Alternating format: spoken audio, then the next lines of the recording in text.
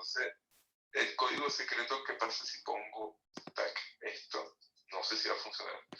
Menos mal que te llamé para Sí, eso. es que hay dos cosas. Está el asunto de conectarse con una cuenta dada y está el asunto de conectarse a la sala de teoría.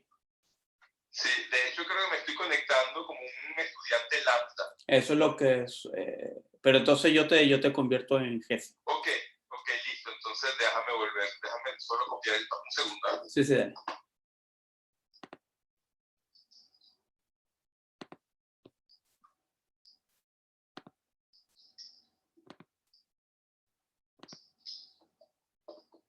Ajá, ya pongo el passcode de los estudiantes lambda y así mismo voy a conectar mi tableta. Y me gustaría que mi tableta comparta la pantalla. Vamos a verlo. Ajá, entonces te admito. Ajá. Perfecto. Y eso no es suficiente, tengo que hacerte el jefe de la reunión. Ah, ok. Muchas gracias. Bueno, ya te corto por el teléfono, ¿ok? Sí, porque si Gracias. no, ahí la hacen. Sí, gracias. Ok. Entonces, yo no sé por qué no sé qué tipo de tableta tienes tú. Porque yo Una no. iPad. Pero aquí me estoy conectando primero con mi computadora. Ahorita voy a conectar la tableta. Pero si lo que tienes es un iPad, cuando tú abres Share Screen, tienes una cosa que se llama iPad VR AirPlay, que no necesita conectarse como otra cuenta.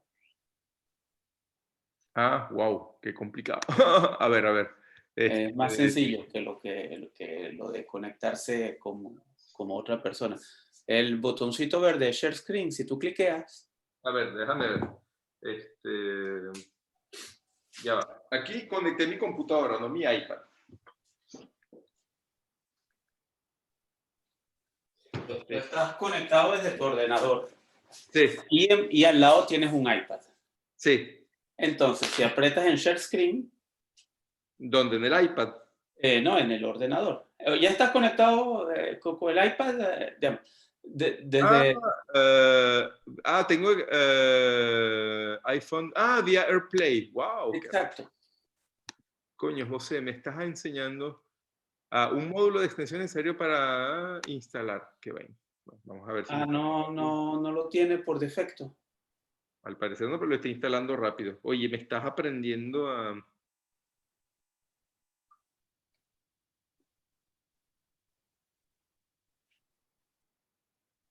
Entonces, vía AirPlay. Desde que ahí yo puse mi iPad en la... Ajá. Exacto. Y entonces, Connect to Wi-Fi Network. Tap Screen Monitoring. Choose Zoom MacBook. Tap, ¿qué es eso? ¿Cómo se? How to find it? Swipe down to the top right corner of the screen.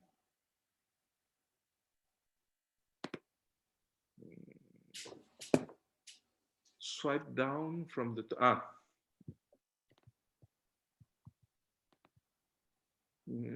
Sí, a ver.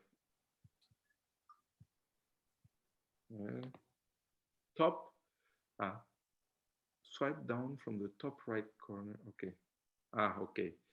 Y on iOS or earlier, swipe up from the bottom of the screen. Mierda.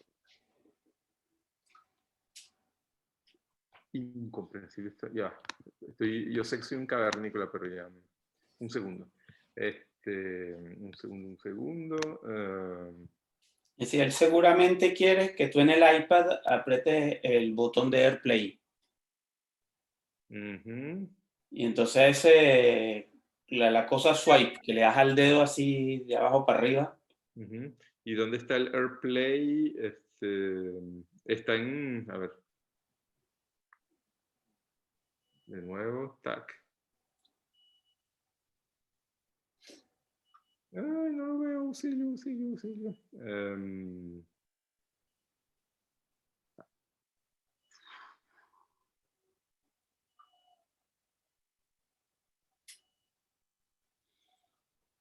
quieres, mira mi video y yo lo hago. A ver.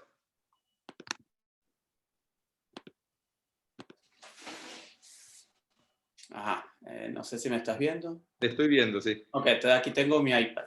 Ajá. Ese es pulso share screen. Y entonces elijo el iPhone, iPad vía AirPlay. Y entonces él me dice, on your iPad, connect to the Wi-Fi network. Ajá. Y entonces le hago así, mira. ¡Pac! Y me aparece esta cosita. No veo. A ver. No, creo que no ves. A ver si lo ves. Te va a faltar la luz. Pero lo que hice fue esto. Subí el dedo hacia arriba. Desde abajo a... Sí. Sí. Y tac. A ver. Me aparece un botoncito que dice AirPlay. Y tal vez si tu iPad es más reciente que el mío, tienes que en vez de No, hacer es swipe viejo. up hacia arriba, tienes que hacer swap down. Swipe down así. Oh, yo detesto estos swipe. A ver.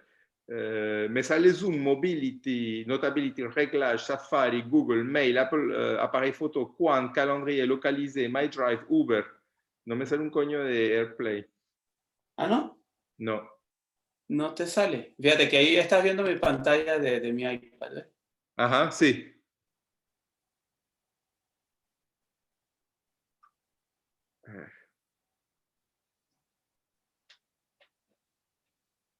Y pongo... No lograste conseguir que lo aparee. ¿Qué pasa si pongo hand off?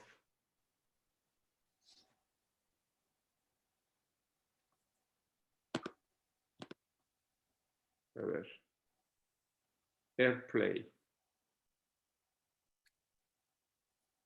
Ok. A ver si ahora... Porque si no, normalmente tú lo que haces es que te conectas desde el iPad con otra cuenta. Sí. Ah, bueno, pues hazlo. Sí, lo voy a hacer así porque ni modo. Sí. A ver. Más vale tener los pelos del burro en la mano. A ver.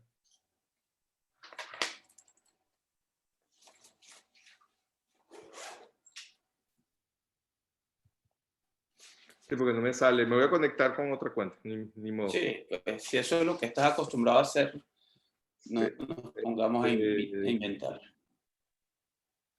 Todavía no se ha conectado nadie, pero ya deben empezar a llegar.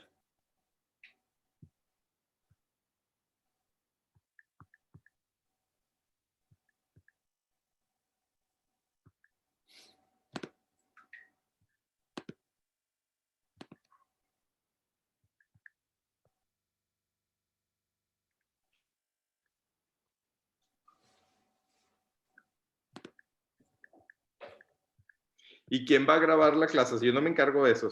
O sí. Eso normalmente se graba automáticamente si Listo. está correctamente configurada la sesión. Perfecto. Y creo que lo está haciendo. Yo estoy viendo ahí en el botoncito al lado de tu nombre que dice recording. Ok, perfecto. Ah, ok. Entonces, al lado de eso abres un iPad y entonces eso. Sí. Ok, así como hago yo. No sabía que se podía hacer. Voy a averiguar lo del AirPlay para la próxima. Claro, entonces probablemente tienes que darle al iPad el derecho, la autorización de que él comparta pantalla. Ya se la di, ya se la di. Ok, listo. Perfecto. Ok. Bueno, igual lo dejo un par de minutos abiertos mientras se conectan los estudiantes si quieres y después me desconecto. Claro, claro. ¿Cómo te va? Si no, bien, mucho trabajo entonces. Sí, porque tengo que entregar, tengo que hacer un rapport de thèse, Eli tiene un problema de salud y entonces nosotros compartimos el curso de subatómica, pero eran las 2 semanas que él daba clase. Y Ah, entonces tengo que echarle una mano, entonces tengo que preparar mi clase que era para dentro de 2 semanas, para mañana. qué broma. ¿No? Este, Bueno, pobre, bueno. y yo la verdad es que soy muy malo haciendo cosas manuscritas con el iPad, entonces lo uso muy poco. Entonces termino tecleando muchísimo en látex. Fíjate, yo no me acostumbré a Como hay hacerlo. bastantes ecuaciones pesaditas. Mira, ya se está empezando a conectar Nicolás y demás. Qué bien. Hola. Buen día, ¿cómo están? O Buen buenas día. tardes, no sé. Profesor, le hago una consulta. Sí. Por lo menos lo que aparece ahí en la web de la Conga, Sí. hay horarios de la clase de teoría de sistemas complejos que se superponen con algunas clases de instrumentación y de estadística.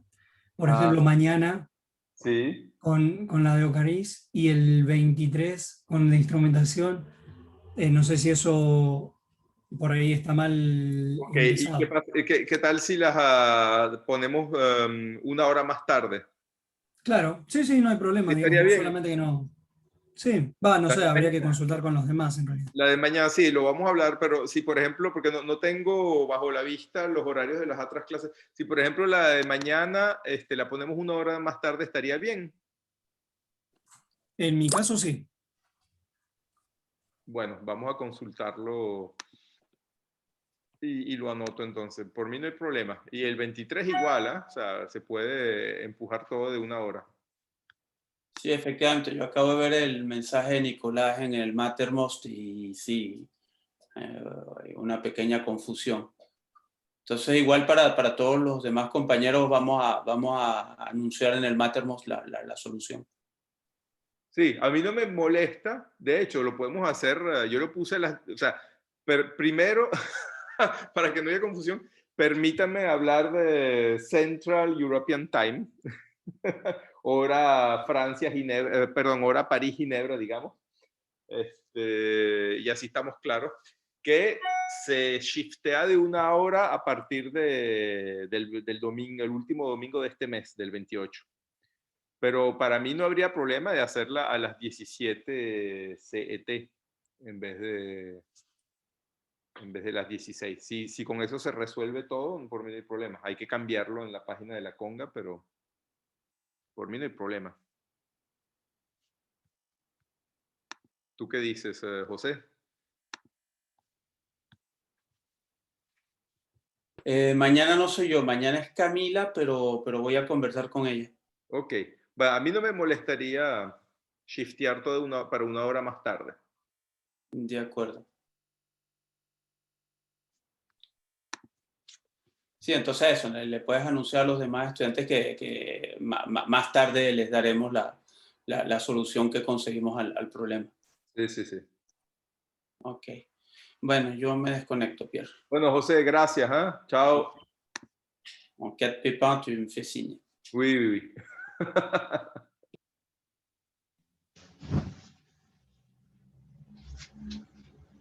Antes.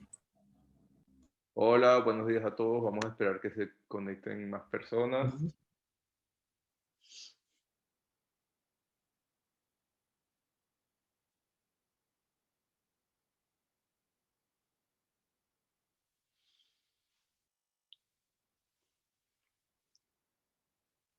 Si es que se conectan.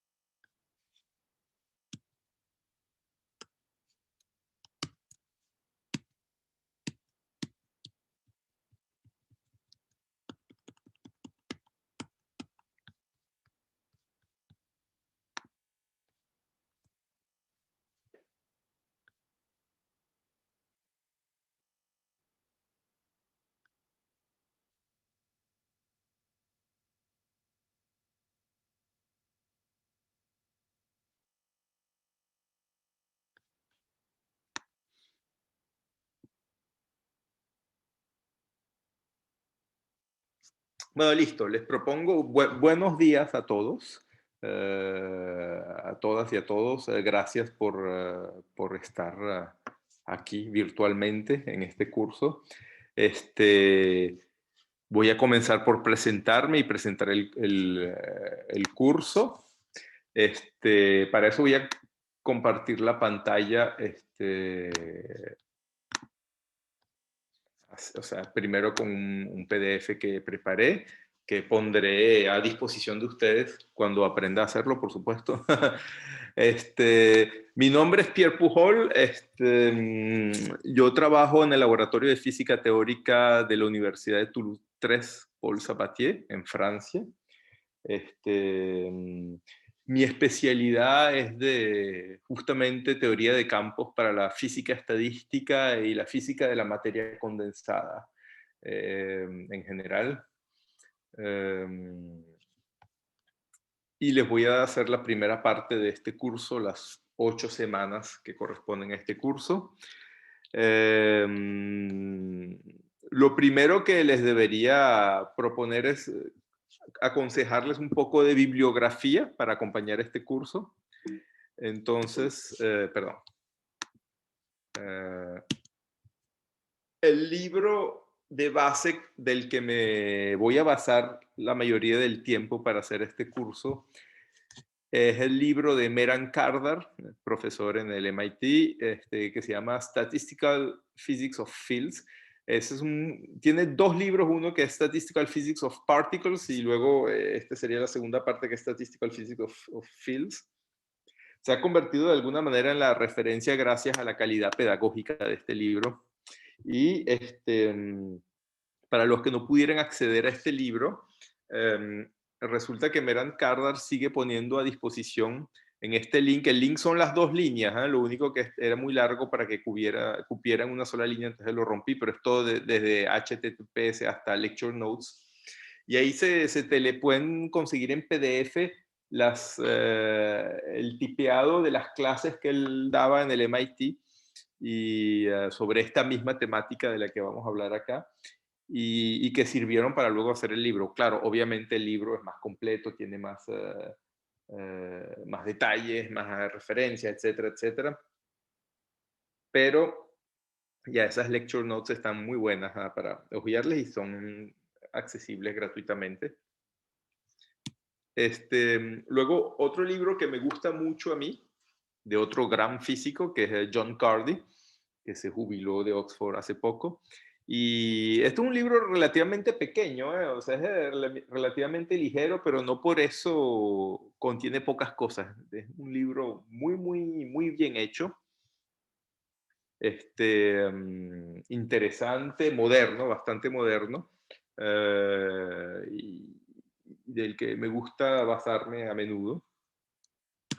Luego uno que se ha convertido en un clásico que va más allá de lo que vamos a hacer acá, porque hacen mucha física de cristalografía, dislocaciones, etcétera, etcétera, que tienen su relación con lo que vamos a hacer, pero no vamos a hablar de esos temas, pero cubren una buena parte de los temas que vamos a hacer acá, que es el libro de Chaikin y Lubensky, Principle of Condensed Matter Physics. Este es un libro ya más grueso, ¿no? Que contiene bastantes cosas.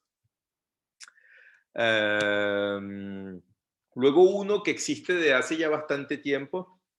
De hecho, el autor principal, Claude Itzikson, murió hace ya más de 20 años.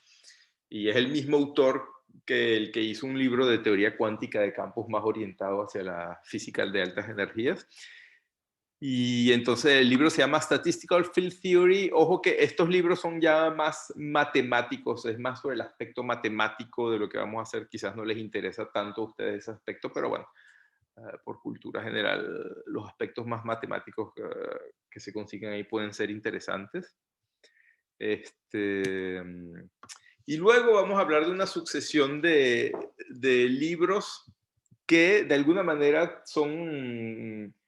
cubren los 2 aspectos de la teoría de campos, para la física estadística y para la física de altas energías. El más pequeño de todos, aunque el pequeño no es, el menos grande, digamos, es el de Le Bellac, Quantum and Statistical Field Theory.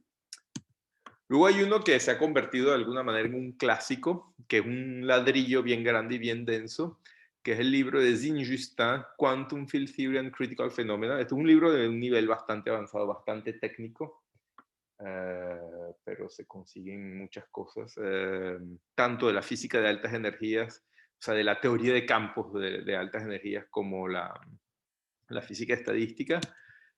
Y luego otro clásico que normalmente es para la física de altas energías, por un gran físico de la física de altas energías, que es el libro de Weinberg, pero en el volumen 2, que es el que les estoy mostrando acá, tiene un capítulo sobre el mecanismo de Higgs en física de la materia condensada y más particularmente en superconductividad, que lo vamos a ver acá.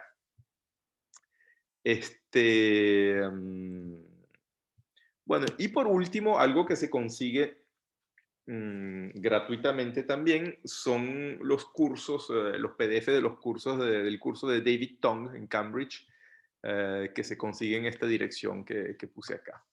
Y es bastante similar a lo que vamos a hacer acá.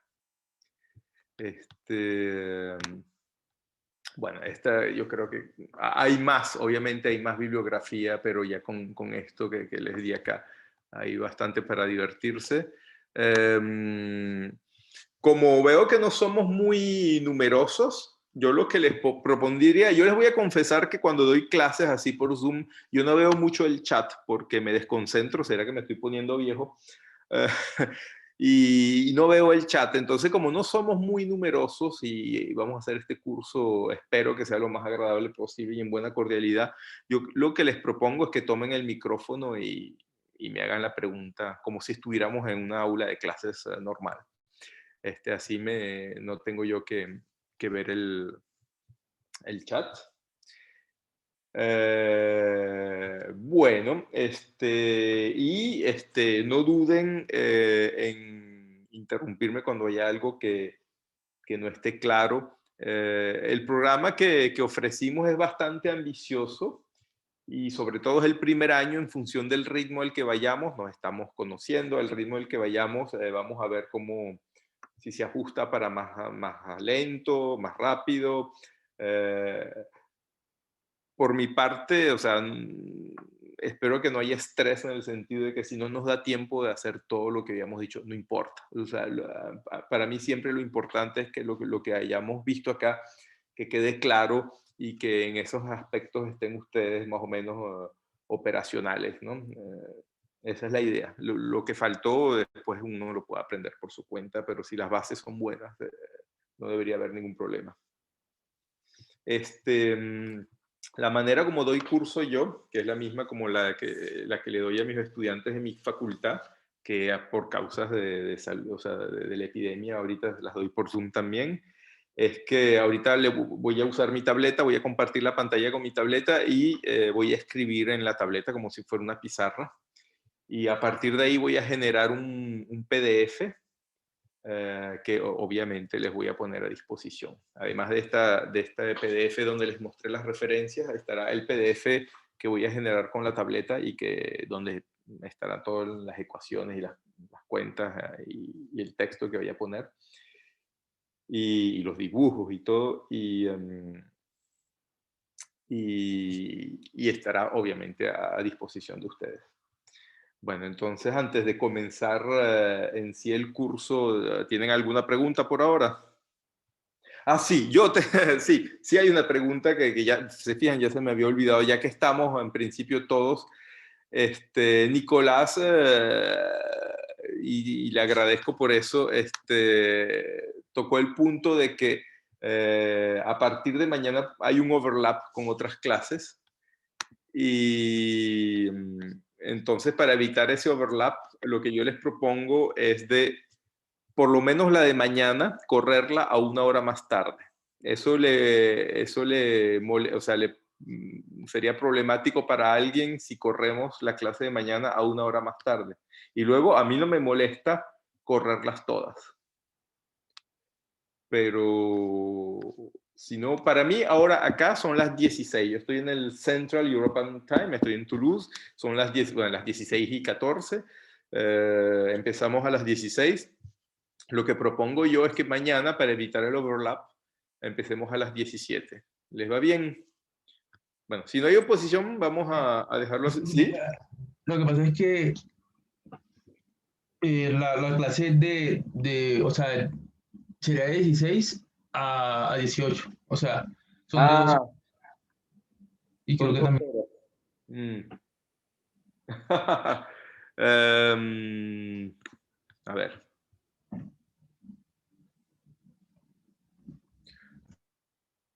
Bueno, lo que podemos, y bueno, estamos improvisando un poco, pero ¿y si la corremos para el jueves entonces? ¿Tienen clase el jueves? Para el jueves a la misma hora, a las 10. Pues así era también las de teoría con la profesora Ana María. Sí. Entonces, yo pensaría que sí. O sea, el jueves a esta misma hora. Sí, esa sería otra opción. Bueno, lo corro. Entonces la de mañana la ponemos el jueves a las 16 CET. ¿Les va bien? Sí, yo creo. Sí. Bueno, yo tengo que estar en el campus a las 14 y el tiempo que me... O sea, se puede a las 16:30. Inclusive 17 se puede. ¿O le molesta a alguien? Por mí no, el jueves no tenemos otro Bueno, curso. listo, 17, así me da tiempo a mí de volver del campus. Listo. Porque no me puedo quedar en el campus hasta muy tarde, porque aquí en Francia hay un toque de queda. A las 6 tengo que estar en casa, a menos de tener un permiso especial, pero la conga no está habilitada para dar esos permisos. Entonces, digamos, para que me dé tiempo de llegar de la facultad bien y todo, y hacer lo que tengo que hacer, el jueves a las 17 entonces. ¿Hacemos así? Bien. Listo. Bueno, después lo conversaremos si hacemos así todas las semanas o no. Listo, entonces no tenemos clase mañana, sino el jueves a las 17.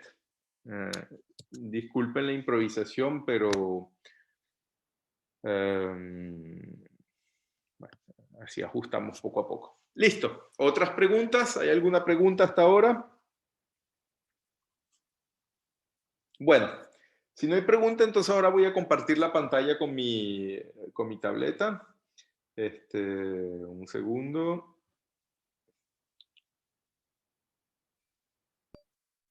Ok, y voy a usar mi... bien, ¿están todos viendo la pantalla entonces? Sí, señor. Bueno. Sí.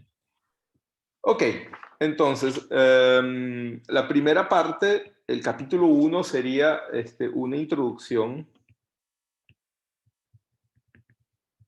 Bueno, otra cosa que les quería decir es que hace muchos años, lo hice cuando fui estudiante en Venezuela, pero hace muchos años que no doy clase en castellano, así que me disculpan todos los errores de pronunciación y de escritura, de ortografía que vaya a hacer. De antemano me disculpo. Bueno, entonces, introducción a las transiciones de fase.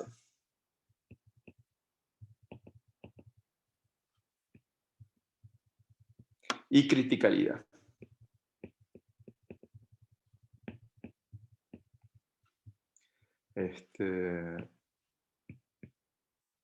Que es un capítulo bastante genérico, no muy técnico. Y el primero concierne las simetrías y rupturas espontáneas. Entonces, ruptura espontánea de simetría, digamos.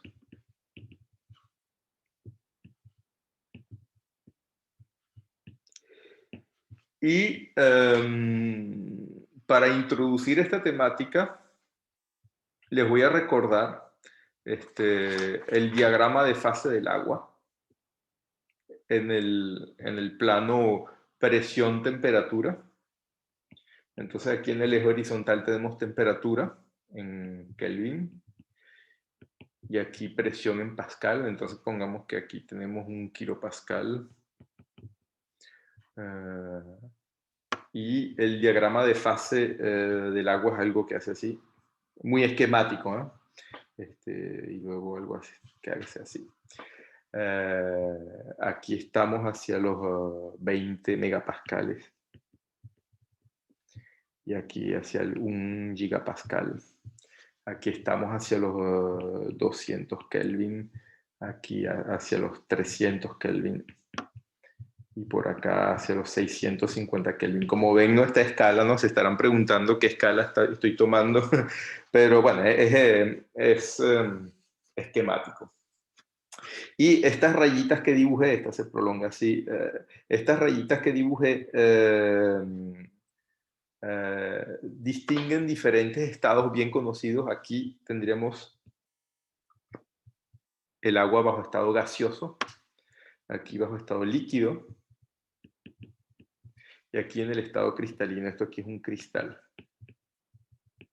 Este es un diagrama de fase simplificado del agua, porque el agua tiene, el diagrama de fase del agua es mucho más complicado que este. De hecho, en la fase cristalina hay varios tipos de cristales, ¿no? Hay muchísimos.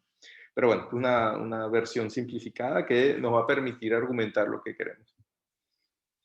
Bueno, este diagrama de fases me está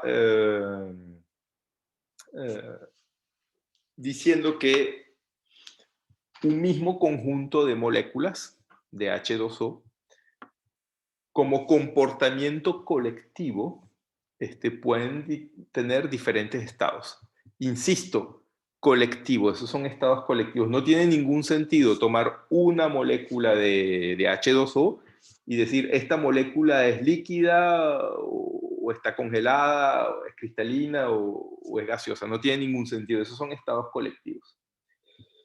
Y las rayitas que dibujé entre cada estado son transiciones de fase. Fíjense que esta rayita que está acá se termina acá en un punto que se llama el punto crítico C.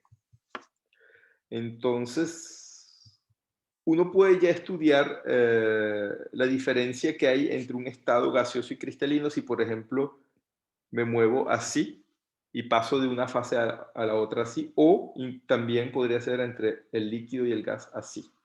Entonces aquí me movería sobre todo con presión, digamos, mientras que aquí me movería sobre todo con temperatura, por ejemplo. Y cómo distinguir el estado líquido o gaseoso del estado cristalino. ¿Alguien tiene una sugerencia? ¿Cómo los distingo? Si alguien tiene una sugerencia, la tomo. Bueno, una manera de distinguirlos es, yo tomo la densidad de partículas, voy a llamar ρ la densidad de partículas, y obviamente las partículas se están moviendo a causa principalmente de la agitación térmica, pero puede haber también fluctuaciones cuánticas. Y lo que puedo hacer yo es hacer un promedio temporal. Esta rayita aquí sería un promedio temporal. Y la idea de ese promedio temporal es que si las partículas están transitando mucho de un lugar al otro, bueno, con ese promedio temporal me dará tiempo. No es como tomar una fotografía donde tomo las partículas a un estado preciso, a un tiempo dado, sino si tomo la película durante un tiempo suficientemente largo y luego promedio, puedo considerar que ese promedio es bastante representativo de lo que está ocurriendo en el sistema. De hecho, si ustedes hacen una simulación numérica, como las van a aprender a hacer, por ejemplo, si siguen el módulo de Monte Carlo y van a tomar promedios, eso es una buena manera de tomar promedios. Entonces, si yo en el líquido o el gas, en la fase líquida o gaseosa, líquido o gas, si yo, por ejemplo, tomo una coordenada cualquiera de mi espacio tridimensional, pongamos la coordenada X, y trazo ρ promediado en X en función de X, claro, esto habría que dibujarlo en 3 dimensiones, pero no puedo dibujar en 3 dimensiones, así que dibujémoslo en una sola dimensión nada más. Pues resulta que en esas fases ρ va a ser totalmente homogéneo. Y ningún punto va a estar favorecido con respecto a otro. Mientras que si yo hago lo mismo en la fase cristalina, para el cristal, entonces aquí tendríamos ρ de X promediado en función de X. Voy a conseguir algo así.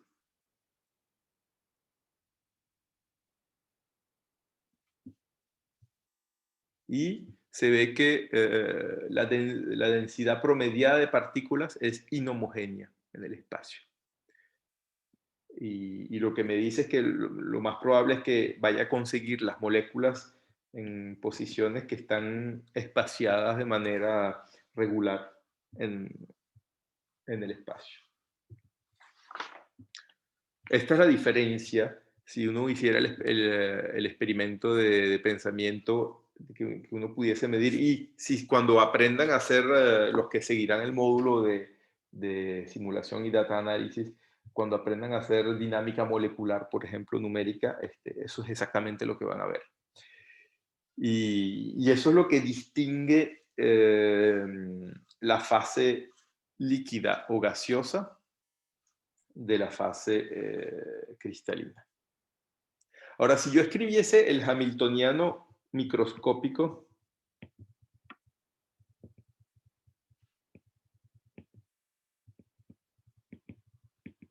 de este sistema de partículas, sería suma sobre todas las partículas que las etiqueto por el índice I de la energía cinética al cuadrado. Estoy olvidándome de los grados de libertad interno de las moléculas de agua. Las tomo como partículas puntuales en primera aproximación, digamos que está bien, más un potencial de interacción entre todos los pares de partículas. Este es el modelo más sencillo que uno se puede imaginar. Entonces, suma sobre todos los pares de partículas, el un medio que está acá es para evitar el doble contaje, y aquí un potencial que típicamente va a depender de la posición relativa entre partículas, va a depender de la diferencia entre los vectores de posición de una y otra partícula. Y si este es el hamiltoniano microscópico, que créanme que más o menos se parecerá a algo así en primera aproximación, hay una simetría, que es la simetría de traslación. Fíjense, si yo a todas las posiciones de las partículas las corro de un desplazamiento que es el mismo para todas las partículas, como este potencial que está acá depende únicamente de la diferencia de las posiciones, el D se va a desaparecer. Y obviamente la energía cinética no es afectada por esa simetría, por ese cambio. Y bueno, esta propiedad, esta simetría de traslación se reobtiene acá, donde básicamente estamos diciendo que ρ de x es igual a ρ de x más d. Claro, aquí no lo escribí de forma vectorial, pero se hubiese podido también. Pero acá, en la fase cristalina, se ve que no es cierto que si me paro en cualquier punto voy a obtener la misma cosa. O sea que, de hecho, desde un punto de vista más matemático, la fase cristalina corresponde a una ruptura espontánea de la simetría de la traslación. ¿Por qué ruptura espontánea? Porque en principio formalmente no hay nada que me favorecía a que los átomos se pusieran aquí, aquí, aquí, aquí, etcétera, y no un poquito más allá, por ejemplo, acá, acá, acá. Entonces, de manera espontánea, se colocaron en un lugar y entonces los puntos se convirtieron en inequivalentes, aun cuando originalmente en el hamiltoniano microscópico se tenía la simetría de traslación. Bueno, así ya podemos hacer nosotros una diferencia matemática formal entre un estado líquido o gaseoso y un estado cristalino. Es que había una simetría y nos podemos preguntar si el estado en cuestión es invariante bajo esa operación, como es el caso acá, o no lo es, y en cuál caso esa simetría se rompió espontáneamente. Y eso ya nos permite distinguir entre una fase cristalina y una fase líquida y gaseosa. Ahora pregunto yo, ¿hay alguna manera de distinguir la fase líquida y gaseosa? No sé si alguien quiere comentar eso. ¿Hay alguna ¿Por la manera? densidad? Cierto, pero de hecho si yo me muevo así, perdón, disculpen. Si me muevo así, por ejemplo, efectivamente, si voy monitoreando la densidad, es cierto de que va a haber un cambio en la densidad. Voy a pasar de una fase de baja densidad a una fase de alta densidad, aumentando la presión.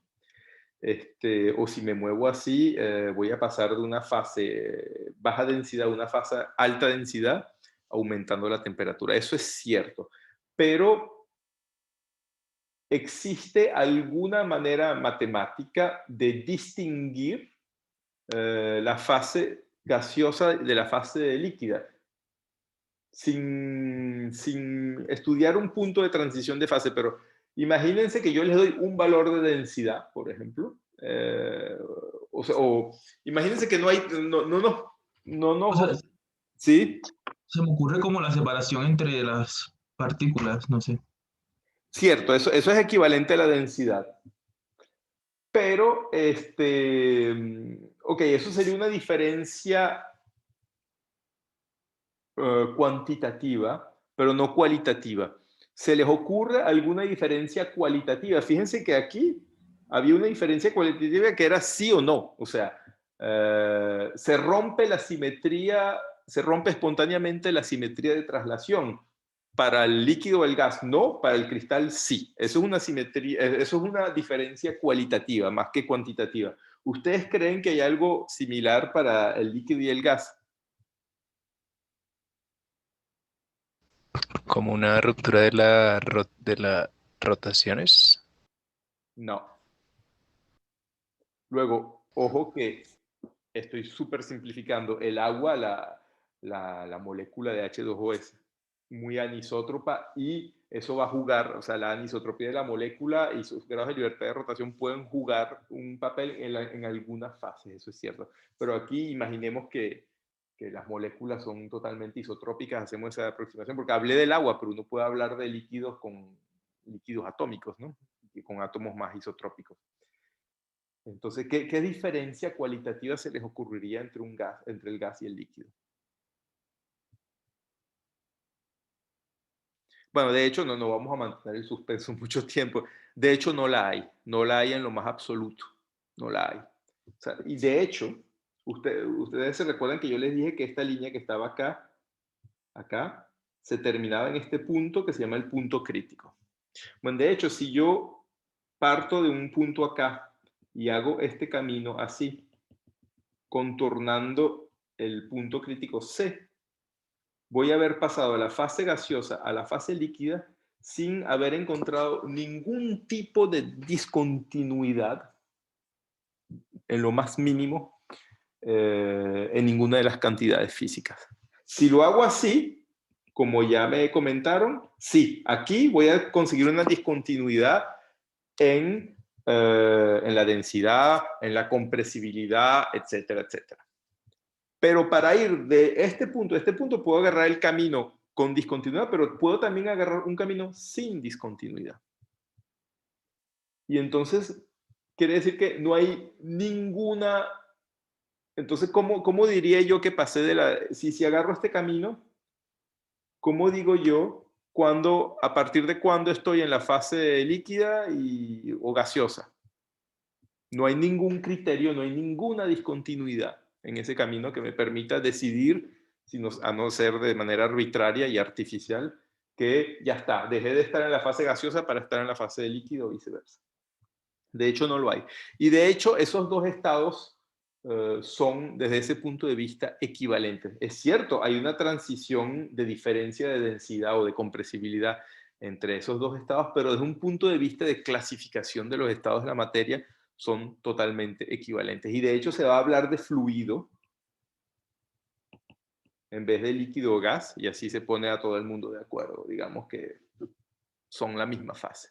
Y las dos son una fase donde la simetría de traslación es intacta. Aquí tenemos entonces una diferencia entonces, en conclusión, para este modelo sencillo de un sistema de partículas con invariancia de traslación, tenemos dos fases posibles, la fase fluida y la fase cristalina. Eso no quita de que haya fenómenos particulares cuando uno se mueve así, por ejemplo. Hasta aquí todo bien. ¿Algunas preguntas? Bueno, esa va a ser la motivación para distinguir diferentes estados de la materia y las diferentes transiciones que puede haber entre esos diferentes estados. Y la idea es de hacer física estadística y estudiar esos estados y esos cambios de estado sobre todo, y teniendo un particular énfasis en las simetrías microscópicas del sistema y cuando éstas se rompen de manera espontánea.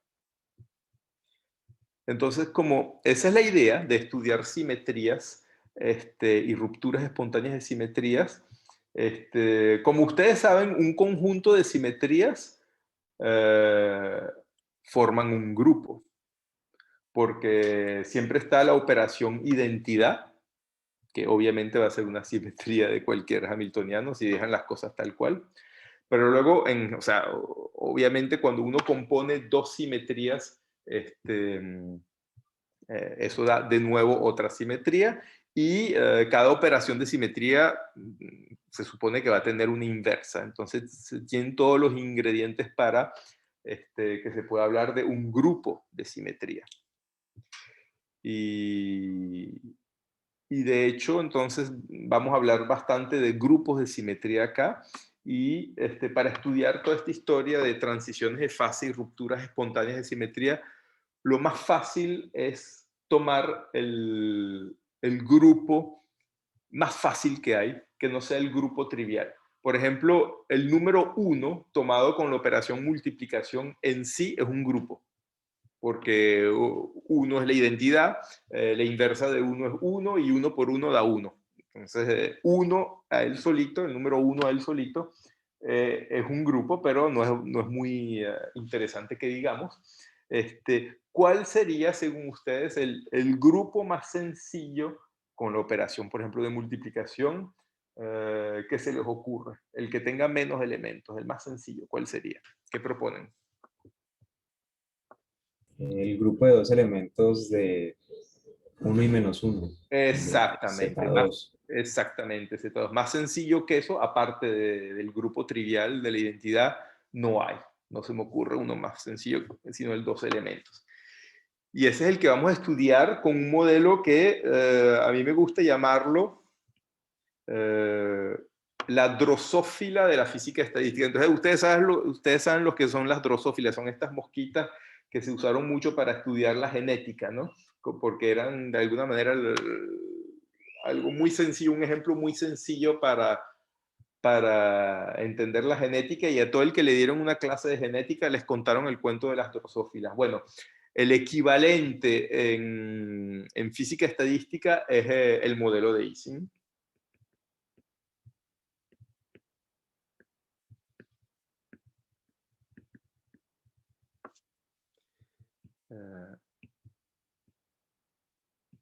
Que va a consistir en el modelo siguiente.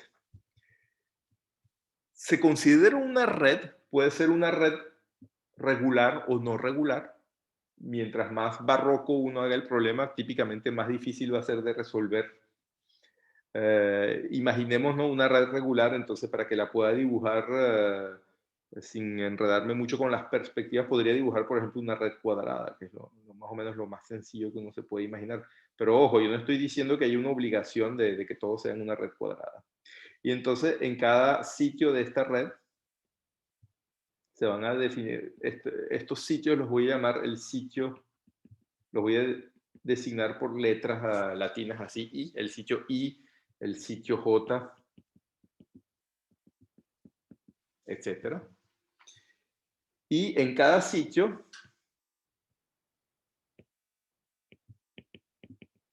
se define, en cada sitio I, se define una variable sigma I, que solo puede tomar dos valores, más menos 1.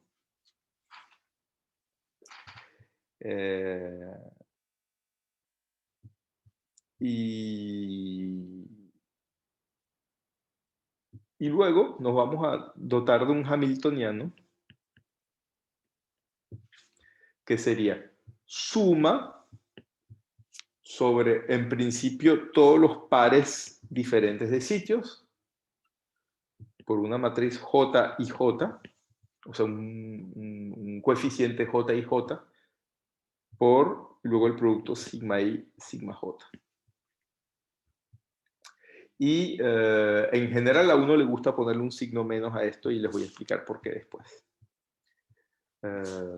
Este signo menos es totalmente arbitrario porque uno siempre lo puede absorber en una redefinición de los J y J, pero bueno.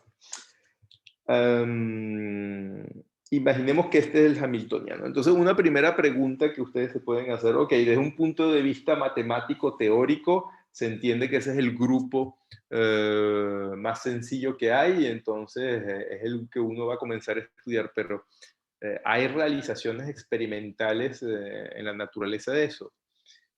Y la respuesta es sí, muchas, muchísimas.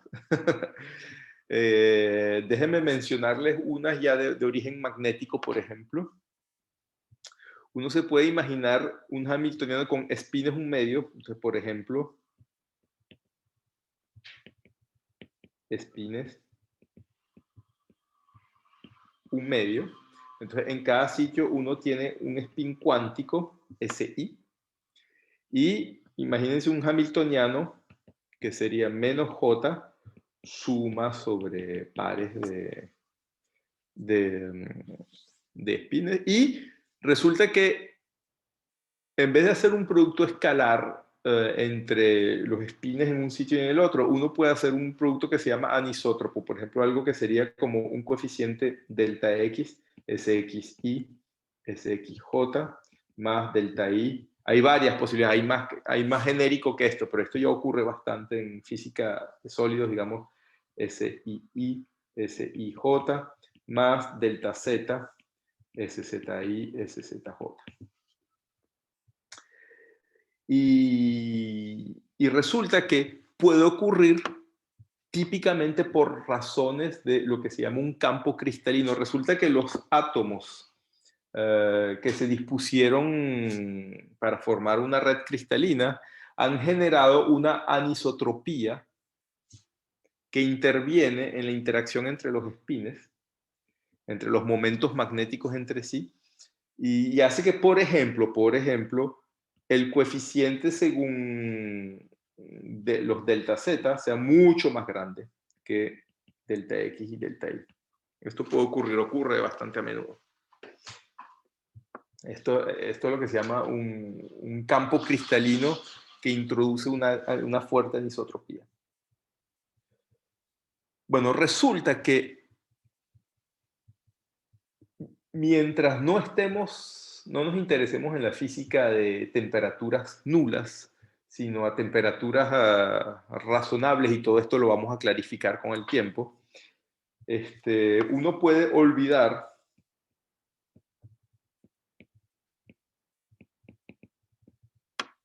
la parte en delta X y delta Y.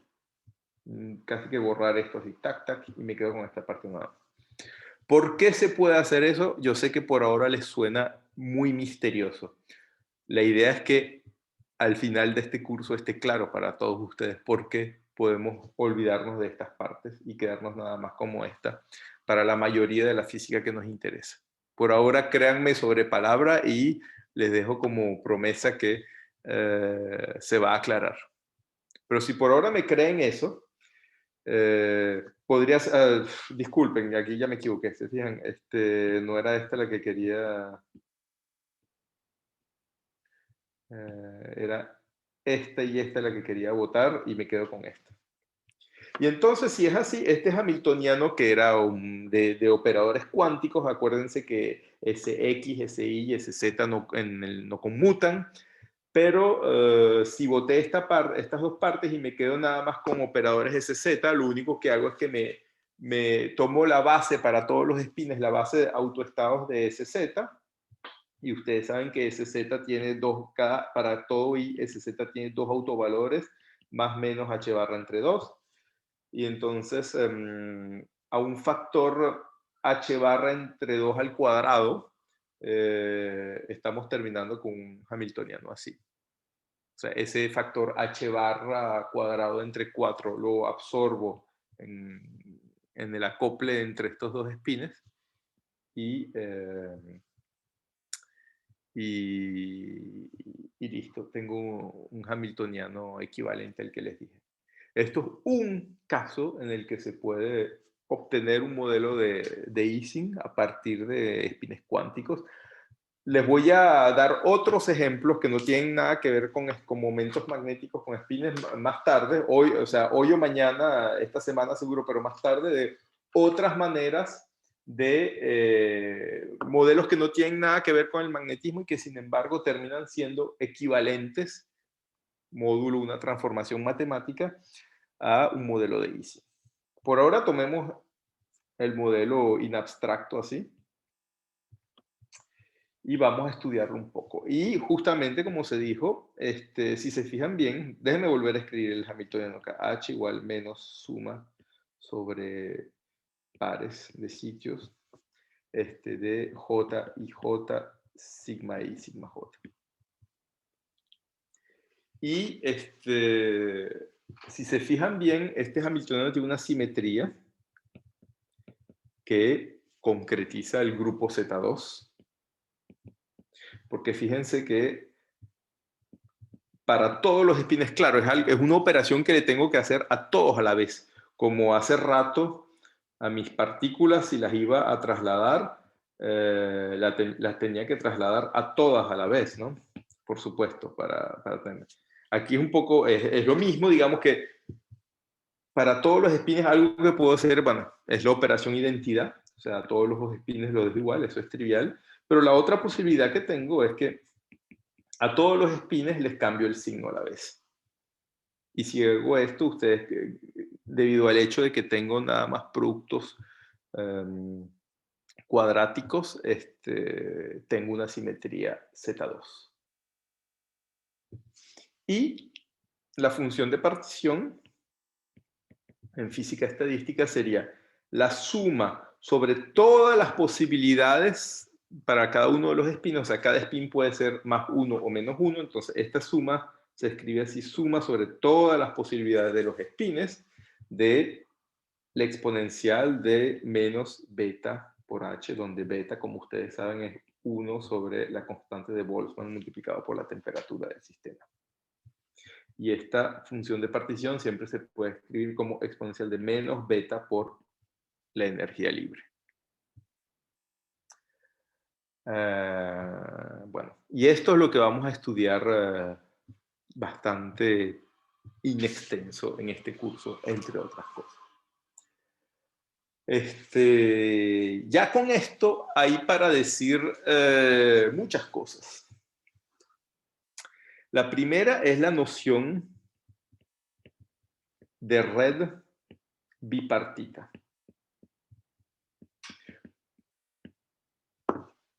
Pregunto yo, ¿saben todos lo que es una red bipartita o hay alguien, sin vergüenza, sin pena, sin que tengan vergüenza, hay alguien que no sabe lo que es una red bipartita? ¿Saben todos lo que es una red bipartita? No ¿Ah? sé. Yo no Bueno, sé. bien. Una red bipartita es una red que se divide en dos subredes. La subred A y la subred B, y cada sitio de A está conectado únicamente con sitios de B y viceversa, por supuesto. Por ejemplo, la red cuadrada que dibujé. Déjenme dibujarla ahorita vista de arriba. Imagínense que en mis acoples, bueno, me quedó medio fea esta red, pero bueno, no importa. Imagínense que en mis acoples solo aquí, acá, solo pongo acoples entre primeros vecinos. Hay una notación para los primeros vecinos que es muy común en los libros, que es la siguiente. Suma sobre, y se pone entre corchetes así, IJ, de J y J, sigma I, sigma J. Y para simplificar un poco, déjenme imaginarme que el acople entre primeros vecinos es el mismo para todos, y déjenme ponerlo así. Bueno, si se fijan, si en la red cuadrada, o sea, los primeros vecinos acá son estos, por ejemplo, o sea, las rayitas que dibujé. Pues resulta que con ese acople, la red cuadrada es una red bipartita, porque fíjense que puedo hacer como un juego de ajedrez, puedo tomar los sitios redondos.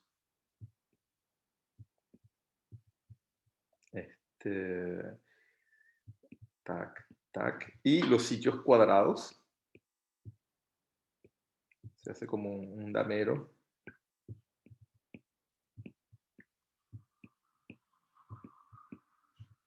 Tac. Y fíjense que si tengo acople entre primeros vecinos, y por ejemplo los sitios cuadrados del sublatis A, pues cada spin de un sublatis A solo va a estar acoplado con spines en sitios redondos, o sea, del sublatis B y viceversa. Entonces la red cuadrada con primeros vecinos es una red bipartita. Eso ya no sería cierto si me divierto a poner acoples a segundos vecinos, pero no los vamos a considerar por ahora. Otro ejemplo de red bipartita es la red hexagonal, que está muy de moda desde que apareció el grafeno, la honeycomb. Entonces,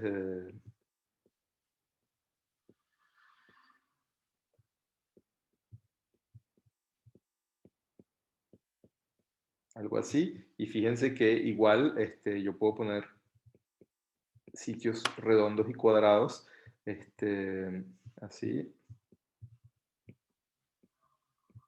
etcétera.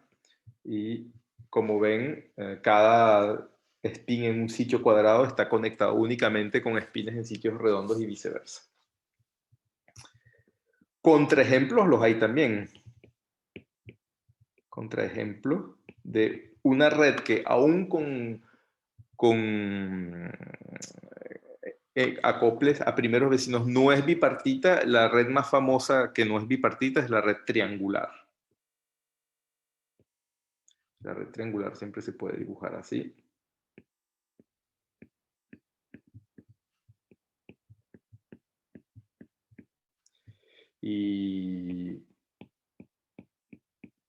Y bueno, les dejo convencerse por ustedes mismos que esa red no es bipartita.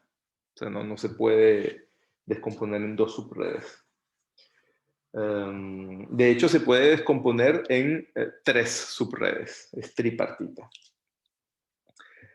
Si vamos para, se me olvidó decir, si vamos para redes tridimensionales, la red cúbica es bipartita también. Los dejo convencerse de eso. Que la red cúbica también es bipartita, etc. Bueno, ¿por qué les hablo de redes bipartitas? Porque les quisiera hacer una observación. Es que para una red bipartita,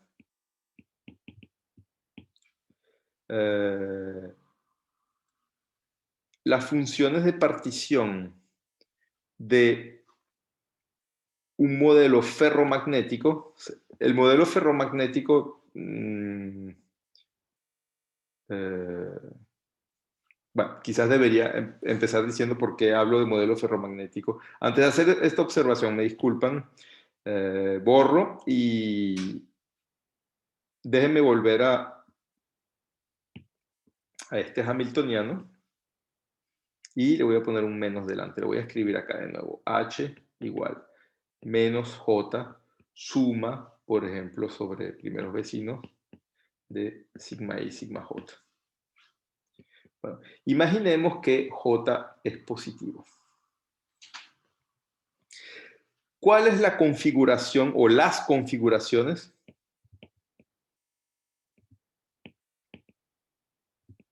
de más baja energía?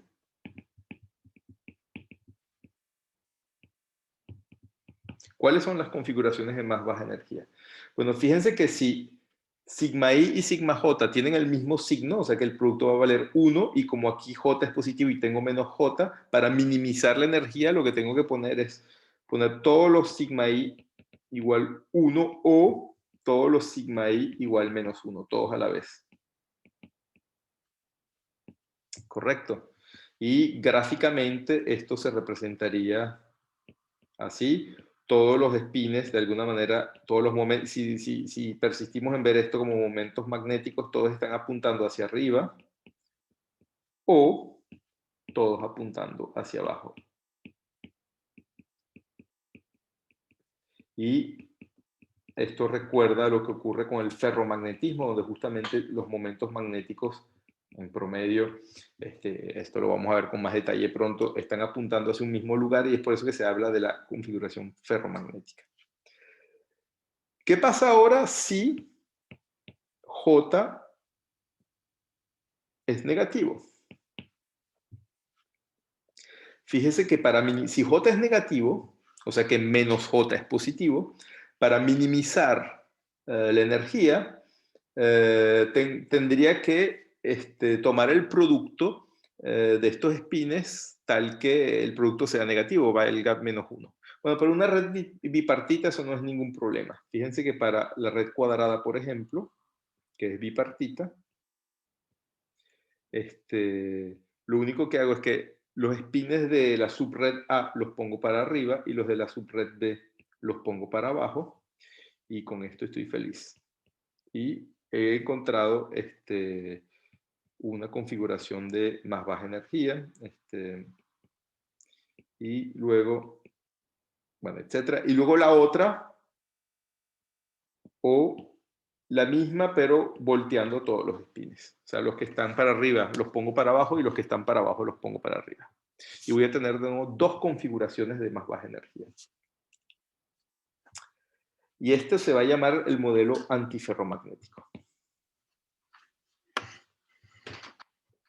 Porque simula de alguna manera, de manera sencilla, pero lo que ocurre en materiales antiferromagnéticos, como por ejemplo los óxidos de cobre, que estuvieron muy de moda para estudiar los superconductores a alta temperatura, pero cuando esos materiales no están dopados, hay una estructura de orden antiferromagnético así.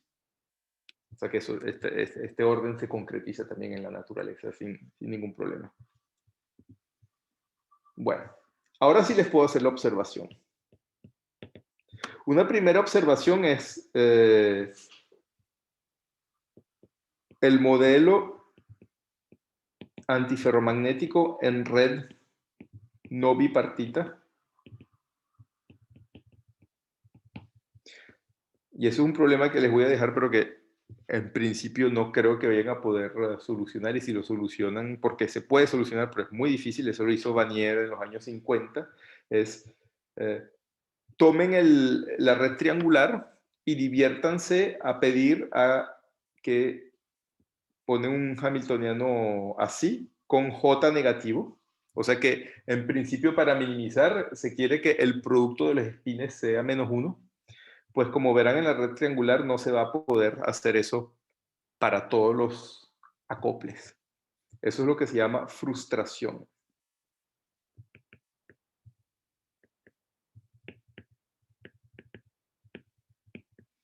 Basta con tener un triángulo, tengo 3 espines acá y pongo acoples antiferromagnéticos, o sea, quiero que los espines estén apuntando en dirección opuesta. Si pongo este para arriba, bueno, este lo pongo para abajo, pero ¿y este? Si lo pongo para arriba, este no va a estar contento, y si lo pongo para abajo, este no va a estar contento. Y a juro, voy a hacer a uno de los acoples descontento. Esto es lo que se llama la frustración, y esto tiene como consecuencia de que se pueden divertir a ver, ok, traten de minimizar lo mejor que puedan la energía para la red triangular, y van a ver que hay muchas posibilidades, y en realidad el número de posibilidades aumenta con el tamaño de la red. Y el exponente con el que aumenta se conoce de manera exacta gracias a un trabajo muy lindo, pero que está lejos de ser trivial, de Vanier en los años 50. Esa es una primera observación. Por otra parte,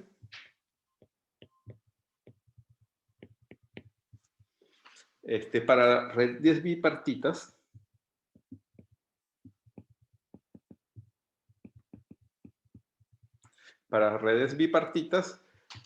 se puede mostrar que la función de partición ferro, o sea, J positivo, es equivalente a la función de partición antiferro, o sea, J negativo.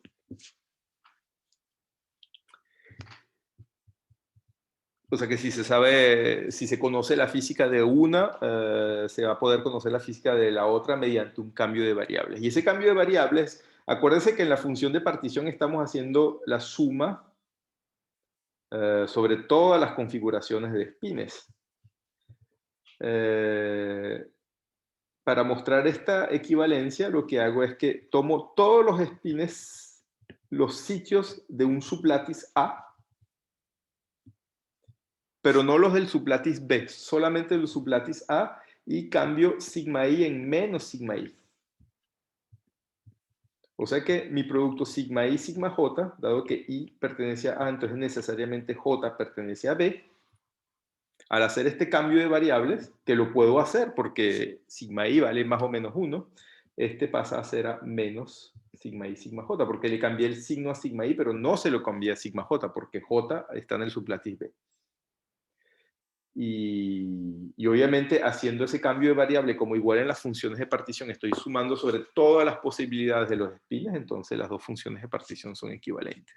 O sea que la física, módulo este cambio de variable, por supuesto, la física entre un modelo ferromagnético y un modelo antiferromagnético es equivalente. O sea que si hay uno que tiene una transición de fase, el otro la tendrá también, etcétera, etcétera, etcétera.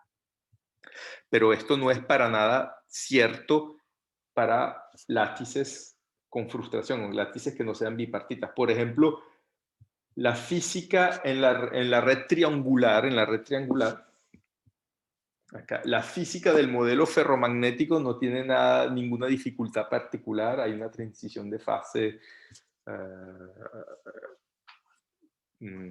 que se conoce, se conoce hasta inclusive la temperatura crítica exacta, etcétera, etcétera.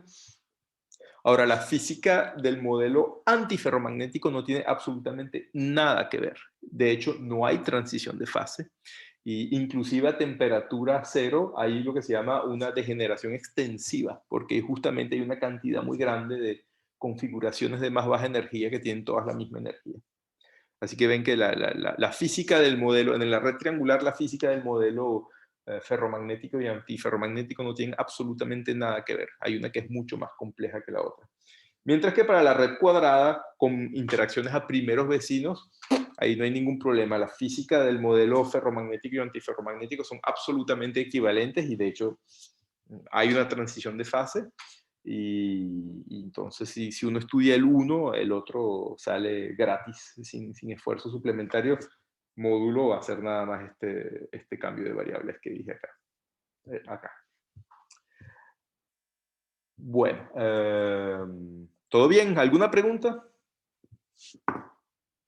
Bueno, me preguntan si hay algo que no está claro. Quizás es muy sencillo todo lo que les estoy contando, pero es para tratar de mencionar el máximo de cosas por si acaso.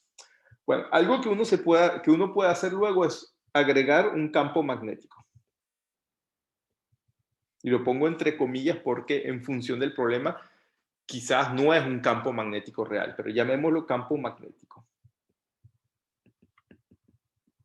Y esto lo que significa es que mi hamiltoniano ahora lo voy a escribir como, de nuevo, menos suma sobre los pares IJ, DJ y J, sigma I, sigma J. Y aquí voy a poner menos H, suma sobre todos los espines de sigma I. Y estoy suponiendo que estoy aplicando el mismo campo magnético a todos los sitios. Claro, yo me podría complicar aún más la vida suponiendo que hay un campo magnético local y que es inhomogéneo y que en realidad cada sitio sentirá un campo magnético diferente. También lo puedo hacer. Es más complicado, pero se puede imaginar. Bueno, resulta que al hacer eso, ya no hay, se rompe explícitamente, porque ahí no hay nada espontáneo, lo puse yo a mano, no se rompe explícitamente la simetría Z2. Y bueno, entonces si ya no hay simetría, ya no se pondrá, como yo les argumenté hace rato, que las diferentes fases se distinguen entre qué simetría se rompió, qué simetría no se rompió. Si no hay ninguna simetría, entonces quiere decir que no hay, ya no habrá fases distintas en ese caso. Pero bueno, introducir un campo magnético desde un punto de vista matemático tiene su utilidad. Y a lo largo de este curso veremos por qué. Se me olvidó decirles, disculpen, se me olvidó decirles en el modo de funcionamiento, estoy un poco desorganizado, pero ¿cómo vamos a funcionar? Hay algunas cuentitas acá que les voy a dejar como ejercicio, que toma tiempo, que no tienen nada, yo considero que no tienen nada de muy sofisticado, que solo hacer la cuentita, y se las voy a dejar como ejercicio, y eso van a ser ejercicios de calentamiento, si quieren. Y luego, porque hablando de cosas más formales, digamos, tengo que evaluarlos, y entonces para la evaluación lo que le voy a hacer es que les voy a enviar tareas. Entonces, en vez de enviarle varias tareas cortas a cada rato, yo prefiero a lo largo de este curso, que va a durar 8 semanas, enviarles relativamente pocas tareas, 3, 4 tareas, pero que van a ser más o menos largas y que espero sean instructivas, o sea, que sigan aprendiendo a partir de esas tareas. Y entonces que tengan bastante tiempo para hacer esas tareas, que lo piensen bien y que luego me entreguen esas tareas, y eso sería la forma de evaluación. Pero eso no quita que a lo largo del curso les voy a dejar algunas cuentitas por hacer que lo toman como ejercicio para completar el curso, ¿no? Bien, entonces, volvamos aquí al tema. Entonces, obviamente se puede definir una función de partición como la suma sobre todas las configuraciones de exponencial menos beta h, pero ahorita si ponemos esto h de h así, con el campo magnético. Se puede generalizar el cálculo de la función de partición, inclusive en la presencia de un campo magnético. Y algo que siempre es muy importante en física estadística son los valores medios.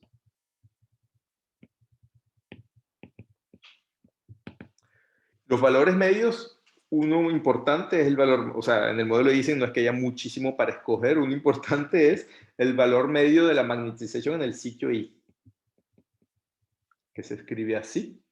¿Y qué quiere decir esto? Esto sería 1 sobre la función de partición, suma sobre todas las configuraciones de spin, sigma j, digamos, y aquí exponencial menos beta h por la variable sigma i, donde este índice aquí i es el mismo que acá. Eso sería la definición del promedio, y ustedes, que yo sé que han visto quizás probablemente cursos de probabilidades, y quizás con José están siguiendo el curso de estadística, estarán de acuerdo que es la manera oficial de definir el promedio si se interpreta esto como una distribución de probabilidad. Esto normalizado con la función de partición. Y la magnetización total, esto sería la magnetización local acá, y la magnetización total, que me gusta llamarlo M mayúscula, sería suma sobre todos los sitios de MI, y esto sería 1 entre Z, suma sobre todas las configuraciones de spin, y aquí exponencial menos beta h, y aquí suma sobre todos los sitios de sigma i.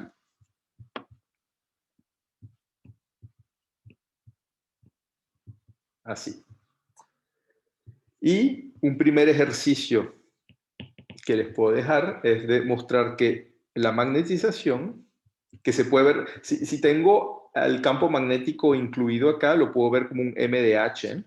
Si aquí tengo el campo magnético. Entonces, un primer ejercicio que les voy a pedir, bastante sencillo, es demostrar que MDH se puede escribir como 1 entre beta. Les recuerdo que beta es 1 entre kBT, la constante de Boltzmann por la temperatura.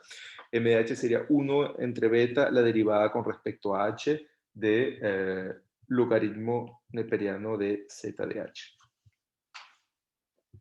Y dado como definí la energía libre, sería menos d a dh de la energía libre, f de h.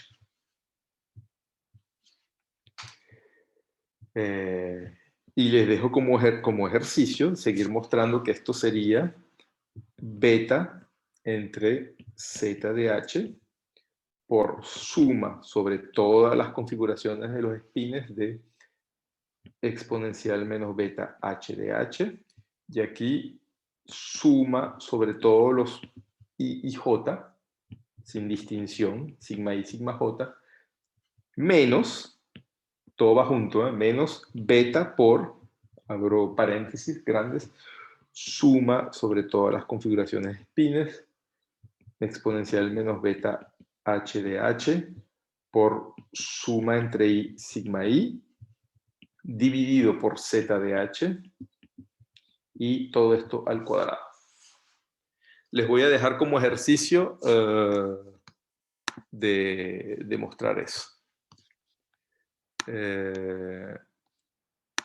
Disculpe, la persona que acaba de entrar, disculpe, no sé hace cuánto tiempo estabas esperando, no me fijé que había alguien. Acabo de desactivar la sala de espera, así que sí pueden entrar sin problema. Bueno, les dejo como ejercicio demostrar eso. Y algo que nos gusta hacer mucho nosotros a los teóricos y los experimentales, siempre se ríen cuando decimos esto, es la idea de tomar condiciones de borde periódicas.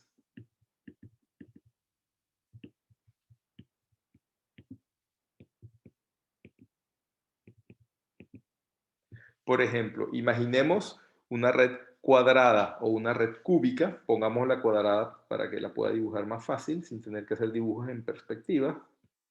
Y claro que desde un punto de vista experimental es muy difícil lograr eso, pero fíjense que desde un punto de vista teórico, para alguien que va a hacer una simulación numérica, usando, por ejemplo, la técnica de Monte Carlo, yo puedo conectar este spin con con etcétera, y luego con con etcétera. Y si se ponen a ver a los que les gusta la topología, lo que he formado es un toro, o sea, una superficie toroidal. Pero no es tanto eso lo que me interesa, sino básicamente he eliminado los bordes y sobre todo lo que estoy buscando es que todos los sitios se hacen equivalentes.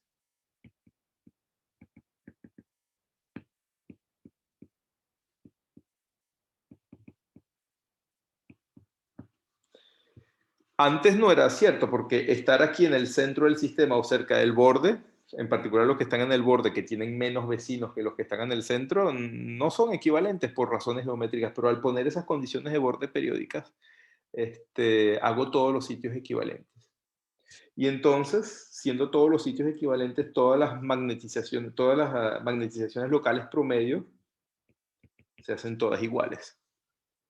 En promedio, ojo, eso no quiere decir que si yo estoy haciendo una simulación y tomo una foto a un instante dado t, que todos los sitios vayan a estar haciendo lo mismo. No, hay unos espines que van a estar para arriba y otros para abajo, pero en promedio todos los sitios son equivalentes y entonces la magnetización, si tiene algún valor en un sitio, será lo mismo para los otros sitios. Y si tengo n sitios, entonces la magnetización total va a ser n por m chico. Y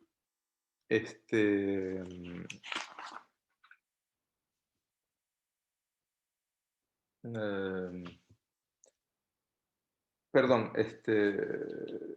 estoy cansado. Estoy cansado. Esto era la magnetización. Aquí me salté algo que es la definición. Disculpen, porque esta fórmula que está acá no es cierta. Me salté la definición de la susceptibilidad magnética. Yo me decía, me faltó algo. Susceptibilidad magnética. Me decía que raro. Y que lo escribo acá y se usa la letra Ki de H, así, que es la derivada de la magnetización en función de H. Y esto, si se acuerdan lo que es la magnetización, sería 1 entre beta derivada segunda con respecto a H de logaritmo de Z.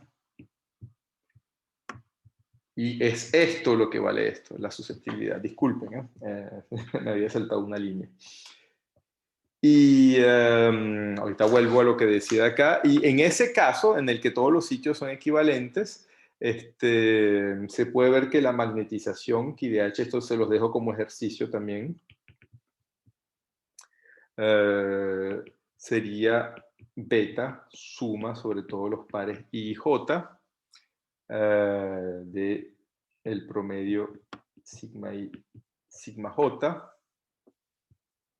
menos beta n cuadrado, m cuadrado. Y también se puede escribir de una manera que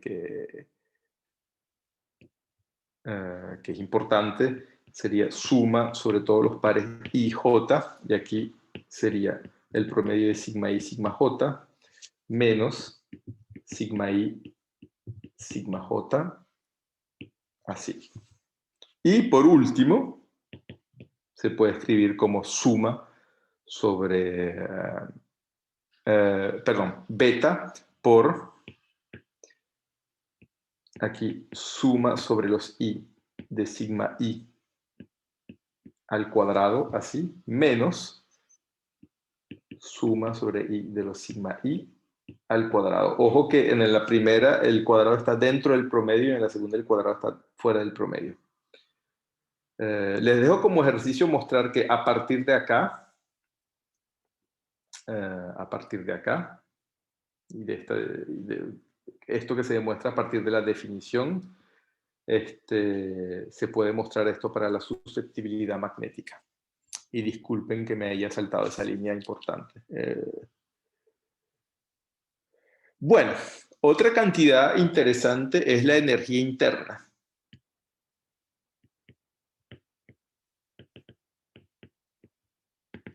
E es simplemente el promedio de la energía, entonces sería 1 entre Z de H, y aquí suma sobre todas las configuraciones de spin, exponencial menos beta H de H por H de H. Y esto les dejo convencerse que esto es menos la derivada con respecto a beta de logaritmo de Z de H. Y el calor específico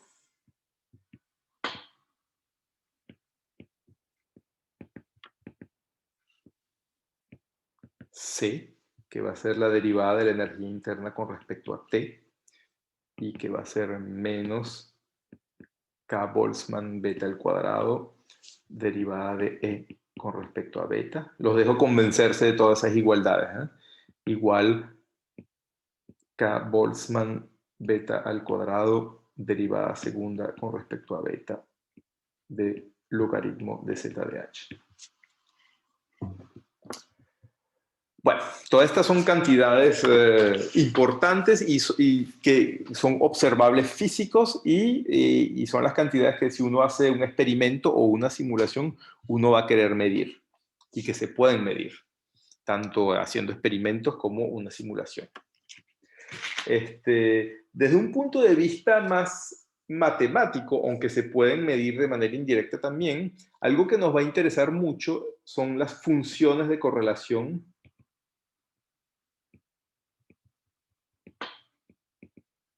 que se llaman conexas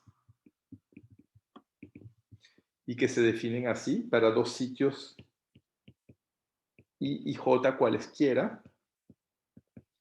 Se definen así, sigma I, sigma J, menos, y las conexas les resto los valores medios independientes. ¿Por qué se llaman funciones de correlación conexas? Bueno, yo me imagino que ustedes siguieron todos el curso de Ana María Forn de teoría de campos y vieron que se escriben diagramas de Feynman y se van a poder usar diagramas de Feynman para estas funciones de correlación, y resulta que restándole estas partes acá, los diagramas de Feynman que quedan son todos conexos, o sea que todas las rayitas están pegadas con todas las rayitas, no hay nada disconexo. Y esto, si todos los sitios son equivalentes, sería, sería sigma I, sigma J menos m cuadrado. ¿Alguna pregunta? Me interrumpen, si hay algo que no está claro. Y bueno, y resulta, aquí les voy a, por ahora, dar un resultado que parece que cae del cielo, pero lo vamos a argumentar a lo largo de este curso, que en general, cuando I menos J, vamos a hacer explícitamente ese cálculo.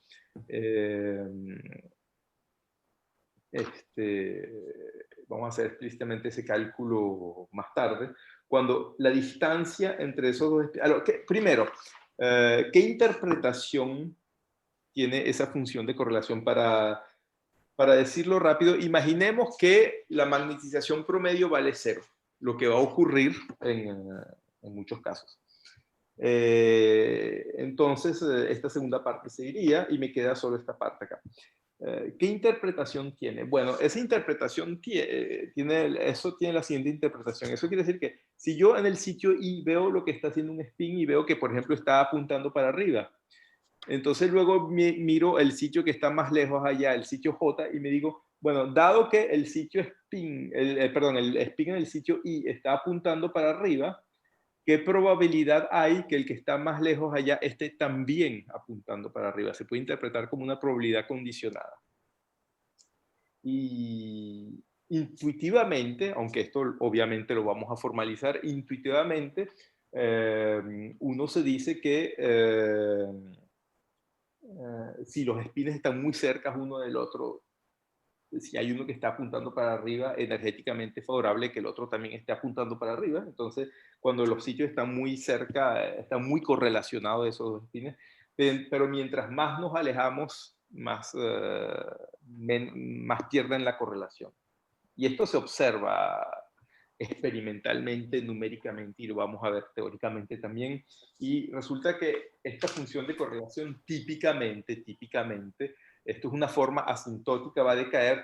Va a haber una ley de potencia en general, y es algo que se escribe de manera convencional como es interesante usar la dimensionalidad del espacio D. Por ejemplo, si estoy hablando de una red cuadrada, D sería 2, entonces D menos 2 más eta, un exponente que se llama eta.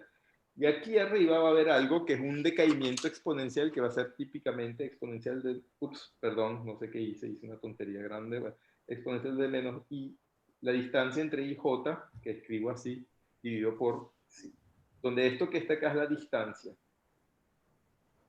entre I y J. Y psi es una cantidad, entonces, que tiene dimensiones de longitud. Y de hecho, a psi se le va a decir que es la longitud de correlación.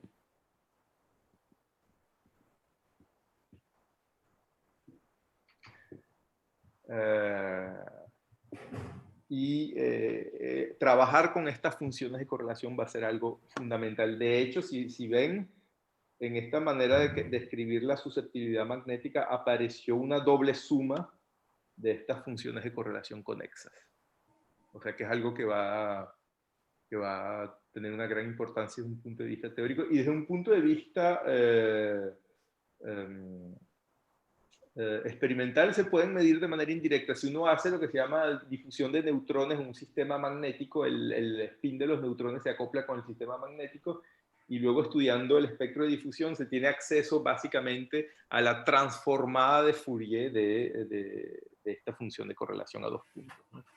La historia es un poquito larga, como no estamos haciendo un curso de magnetismo en sí, no creo que entre al tema de explicarlo con más detalles, pero bueno, para que sepan que se puede acceder experimentalmente a la transformada de Fourier de esta función de correlación.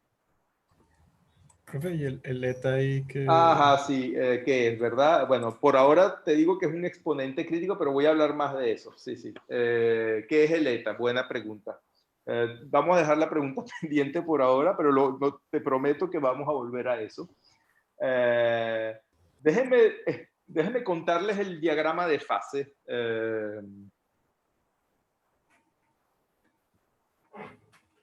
Para D igual a 2. Bueno, les cuento.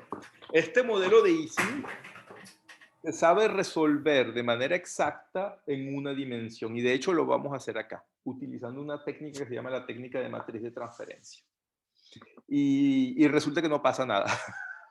No va a haber ninguna transición de fase. El sistema va siempre a estar en lo que se llama la fase paramagnética o desordenada.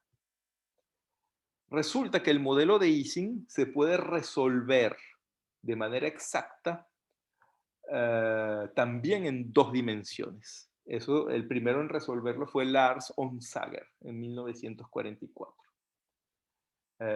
La solución exacta es algo muy lindo, pero es algo bastante técnico, y no creo que tenga interés de que lo hagamos acá tampoco. Pero sepan que se puede resolver exactamente. Pero ojo, el modelo de Ising en una dimensión lo vamos a resolver en 10 minutos.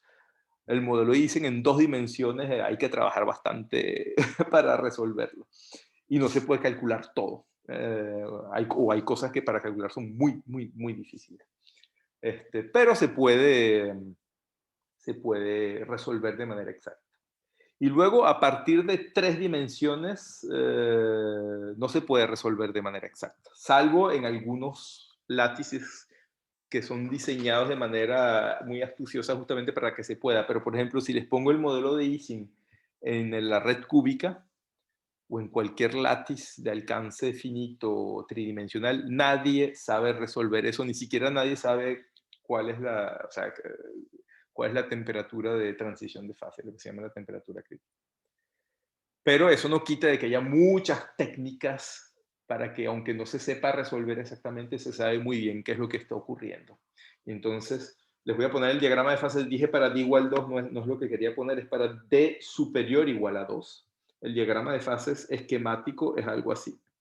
Este eje es la temperatura y esto sería el valor absoluto de la magnetización, porque como ya vimos, las configuraciones de más baja energía de un modelo de Ising, esto lo vimos aquí, pueden estar mirando todas para arriba o todas para abajo. Esto justamente es el reflejo de la simetría Z2. Si se me magnetiza por un lado, equivalentemente se me puede magnetizar para el otro lado, y es por eso que ploteo el valor absoluto de la magnetización. Y si ploteo esto en función de la temperatura, entonces, si me pongo a T igual a 0, ahí lo que busco desesperadamente son las configuraciones de más baja energía. Y para una red que no sea frustrante, como por ejemplo la red cuadrada con primeros vecinos, ya vimos que es fácil obtener la configuración de más baja energía, que sea para el sistema ferromagnético o antiferromagnético. Pongamos el sistema ferromagnético. Y es facilito, y están todos los spines apuntando todos para el mismo lado. Y como estamos a temperatura nula, nada fluctúa en esta historia. Y entonces tenemos una magnetización que vale 1, exactamente. Y luego, al aumentar la temperatura, empiezan a fluctuar los spines y hay un momento en que esta magnetización se va a anular. Y esta temperatura para la cual se anula, vamos a llamar esto la temperatura crítica.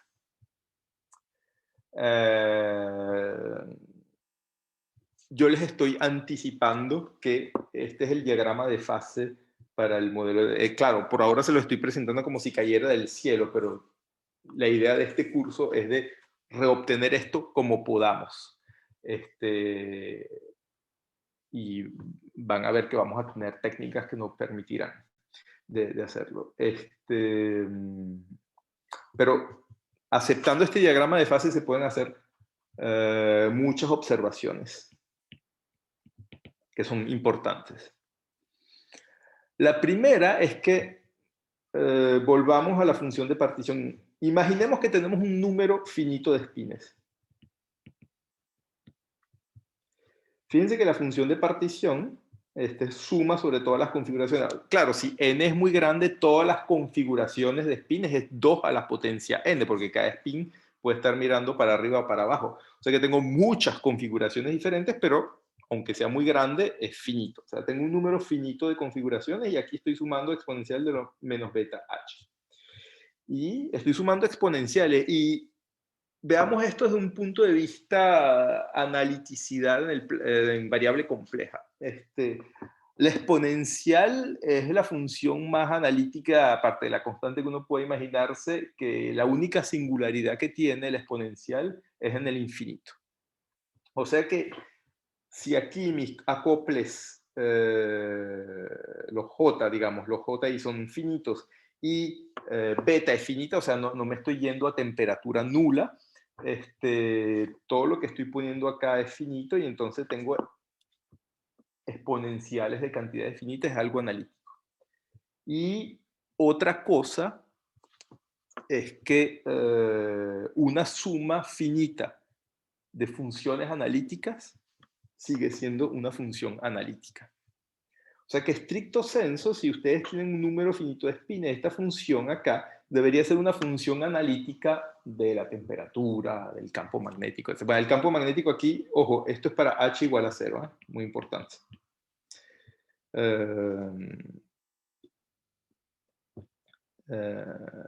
Pero bueno, es una función analítica, la función de partición debería ser una función analítica de la temperatura.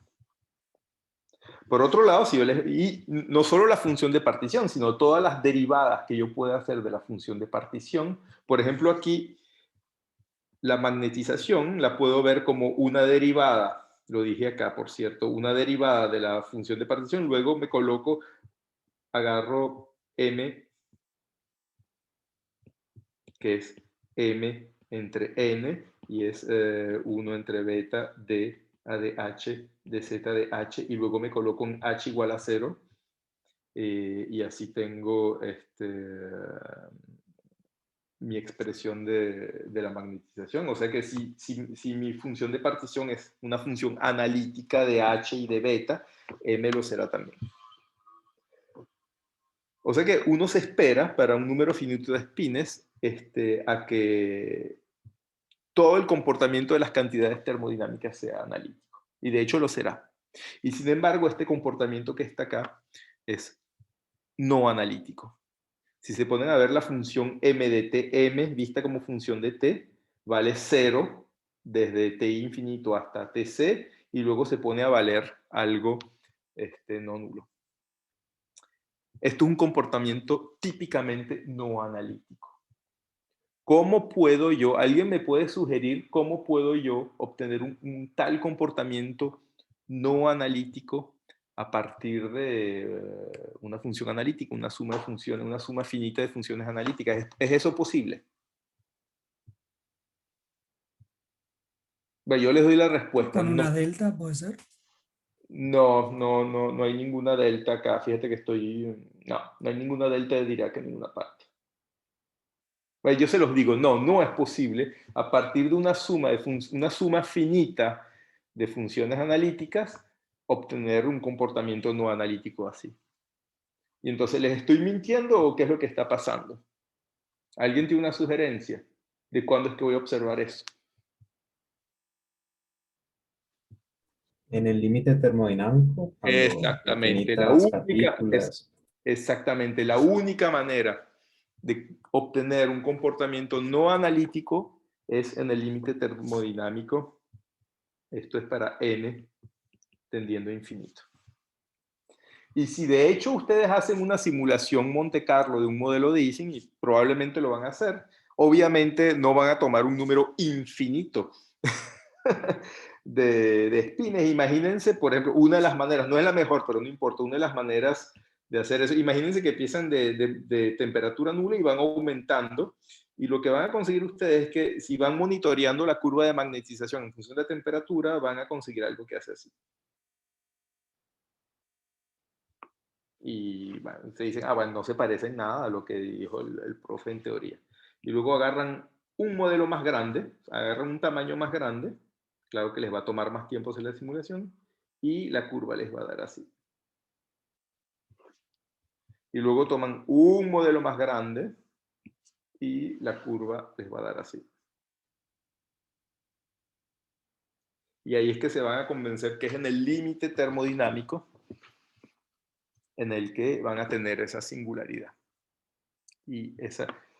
Entonces, no lo dije quizás de manera explícita, pero vamos a decirlo ahora. Cuando yo les había contado que cuando H era diferente de 0, no había, el Hamiltoniano ya no tenía ninguna simetría, pero si H es igual a 0, tenemos la simetría Z2.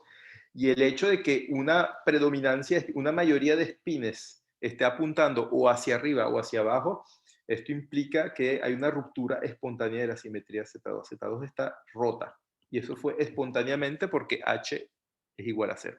Si ustedes hacen la simulación con H, inclusive en el límite termodinámico, bueno, ya no sería una simulación, pero si trazamos esto en el límite termodinámico con H diferente de 0, nos da una curva muy parecida a las de tamaño finito. O sea, no hay transición. Con H diferente de 0 no hay transición porque no hay ninguna simetría que romper. Pero la fase ferromagnética es entonces la fase donde hay una predominancia de espines apuntando para un lado con respecto al otro lado, y eso implica una ruptura espontánea de la simetría Z2. De hecho, ustedes saben que cuando hacen la operación sigma i, los mandamos a todos a menos sigma i, m va a menos m. Entonces, si tenemos m diferente de 0, eso quiere decir que la simetría Z2 está rota.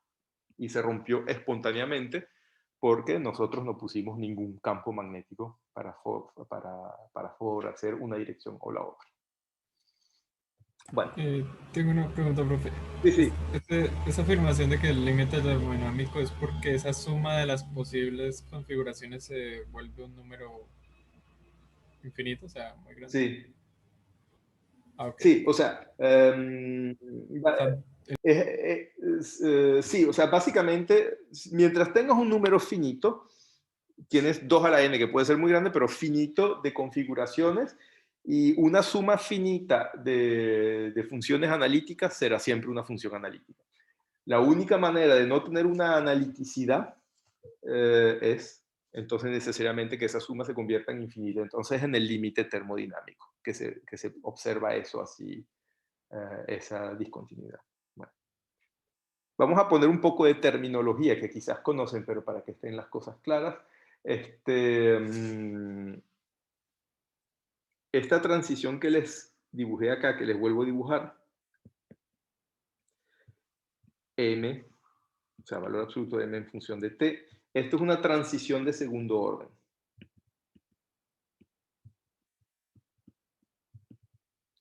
Ah, por cierto, un comentario histórico. Nosotros vamos a obtener una transición así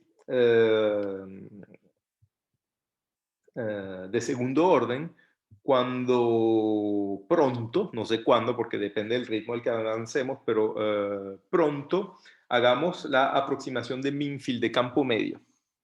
Eso es una aproximación que se hizo en los años 30, cuando se comenzaba a estudiar el magnetismo, etc. Poco después de que apareció el modelo de Ising. Que fue Lenz, por cierto, que le propuso a Ising, que era su estudiante, ese modelo. Bueno, y entonces en los años 30 se resolvió eso con la aproximación de campo medio que vamos a hacer nosotros acá, y se obtiene una curva igualita a las que les dibujé. Y de hecho, mucha gente no creía en eso. Mucha gente pensaba que esta discontinuidad en la primera, o sea, esta no analiticidad era un artefacto de la aproximación de Minfield, pero que en la realidad no era así, y que la realidad se debería parecer más a estas curvitas que les dibujé acá. Y mucha gente pensó eso, cuánta no sé, pero mucha al parecer, hasta 1944, cuando Lars Onsager resolvió de manera exacta el modelo Ising en 2D y donde se ve que ocurre exactamente esto como la curva negra. Y eso, bueno, puso a todo el mundo de acuerdo, ¿no? Pero no era nada evidente en aquella época y no lo sigue siendo ahora cuando uno mira eso por la primera vez, ¿no? Eso para el contexto histórico. Vamos a hacer un poco de terminología. Esto que llamé acá es una transición de segundo orden porque MDT es continua, pero la primera derivada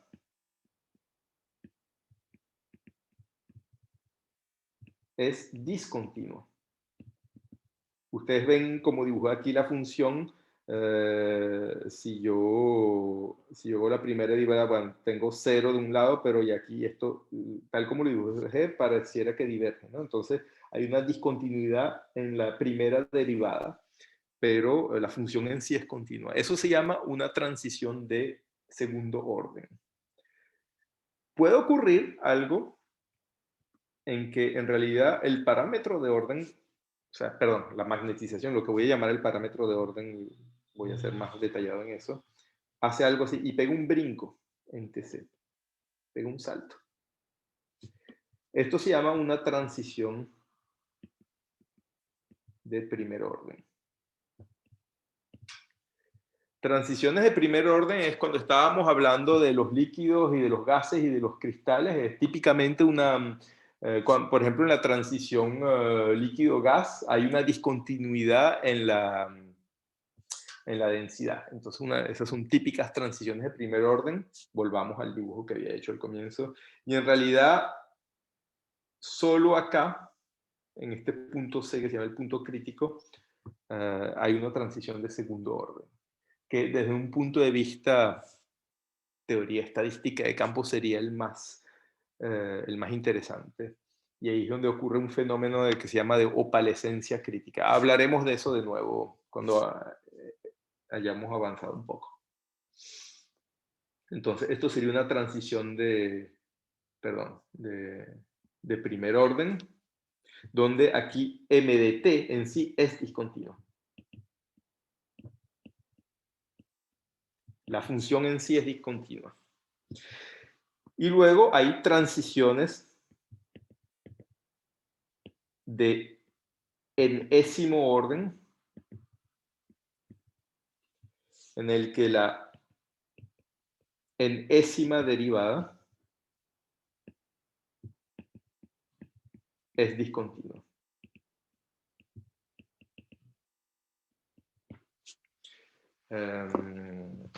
Por ejemplo, la función en sí es continua, su primera derivada es continua también, pero su segunda derivada,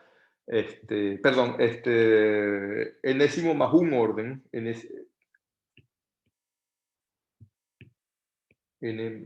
unésima, no, me enredé. Esto sería la enésima derivada y esto es una transición de n más un orden, de enésimo más un orden. Por ejemplo, si la segunda derivada es discontinua, es una transición de tercer orden, etcétera, etcétera, etcétera. Para nosotros que vamos